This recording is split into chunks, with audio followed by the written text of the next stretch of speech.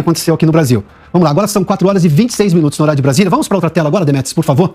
Vamos lá, para a gente olhar agora, quando a gente olha para essa taxa. Lá em dezembro de 2015, não tinha tido pandemia, não tinha guerra na Ucrânia, não tinha absolutamente nada. Tinha erros de política econômica doméstica naquele momento, ou seja, ainda do final do governo Lula, que tinha sido um crescimento, mas não se sustentou aquela economia, veio o governo Dilma 9,1.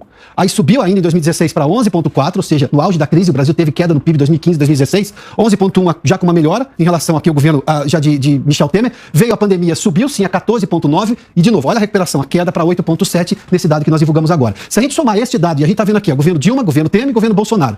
O único problema está aqui justamente está com a pandemia. Mas tirando a pandemia, que era uma coisa imprevisível e o tamanho da gravidade tão pouco mensurável no primeiro momento, mas a gente viu que foi um drama no mundo inteiro, e essa queda. Vamos só ver os dados do CAGED para a gente melhorar, porque quando o IBGE mede emprego, ele mede ocupação. A pessoa basta dizer que tem alguma ocupação remunerada, ou seja, ela está voltando ao mercado de trabalho, o que inclui a informalidade. Quando a gente olha por isso aqui, ou seja, se melhora o desemprego lá, ou seja, se cai o desemprego lá, e também está aumentando aqui o dado do CAGED, que aqui é com carteira assinada, a gente divulgou ontem, o saldo líquido em 2022 já é de 2.147.600, isso demonstra que a gente está realmente recuperando emprego. Exatamente. E os economistas estão melhorando também na lógica em relação ao mercado de trabalho, acompanhando as projeções do PIB. Um crescimento mais forte no ano de 2022 está surpreendendo também no mercado de trabalho. Lembrando que, em relação ao CAGED, que é o número de postos de trabalho com carteira assinada, a estimativa no início de 2022 não ultrapassava 1 milhão de postos de trabalho. E agora a gente já fala numa geração de postos de trabalho acima de 2,5 milhões no ano de 2022, na esteira da recuperação principalmente do setor de serviços, que é o grande responsável pelo crescimento econômico no ano de 2022.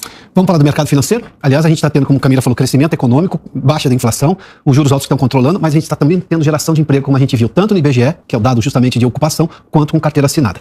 Camila, vamos lá. O Ibovespa hoje tem uma recuperação de 1,56% a 114.521 e o dólar finalmente está sossegando. Sossegando não, né? Teve uma queda de 1,41 a 5,30. Hoje o mercado respira, né, Piotr? Foram 3 dias consecutivos de queda no mercado acionário e de alta do dólar aqui no Brasil por conta do risco da eleição. Os investidores estão parcimoniosos, só que hoje o mercado respira um pouco, principalmente a ação da Petrobras, que conseguiu durante a parte da manhã acabar se apoiando na alta da cotação do barril do petróleo, mas a gente sabe que até sexta-feira vai ter aí a volatilidade no mercado e os investidores devem assumir uma posição um pouco mais parcimoniosa até ter a certeza em relação ao resultado do segundo turno. Camila,